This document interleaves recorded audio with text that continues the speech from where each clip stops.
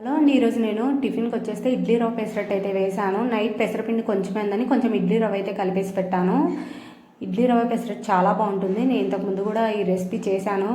ఒకసారి channel name కింద ఇస్తాను చూడండి. ఇంకా మేమైతే తిన్నాక గోల్డ్ షాప్కి అయితే వెళ్ళాము. ఈరోజు అక్షయ తృతీయ కదా, ఏమైనా తీసుకుందామని అయితే వెళ్ళాము. ఈ షాప్లో చిన్న చిన్న ఐటమ్స్ మాత్రమే పెట్టుకుంటారు, పెద్ద పెద్దవి మనం ఆర్డర్ ఇచ్చి చేయించుకోవాలి. ఇంకా కమ్మలు అలాంటివి చూసాం కానీ చిన్నవి స్టడ్స్ ఏం నచ్చలేదని ఇంకా ఒక 5 గ్రామ్స్ అయితే గోల్డ్ బిస్కెట్ ఉంటుంది కదా, అదైతే కట్ చేయించుకొని తీసుకొని వచ్చుకున్నాము. ఇంకా ఇంటికి వచ్చిన తర్వాత వంట అయితే స్టార్ట్ చేశాను.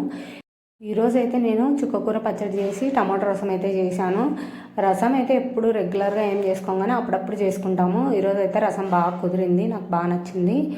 ఇంకా పచ్చడి అయితే ఇలాగ రోట్లో అయితే దంచుకుంటాను. నేనైతే ఇలా దంచుకోవడానికి ఎక్కువ ఇష్టపడతాను. చుక్కకూర పచ్చడి కూడా చాలా బాగుంటుంది పుల్ల పుల్లగా. మీకు నా వీడియోస్ నచ్చింటే ప్లీజ్ లైక్ చేసి సబ్స్క్రైబ్ చేసుకోండి.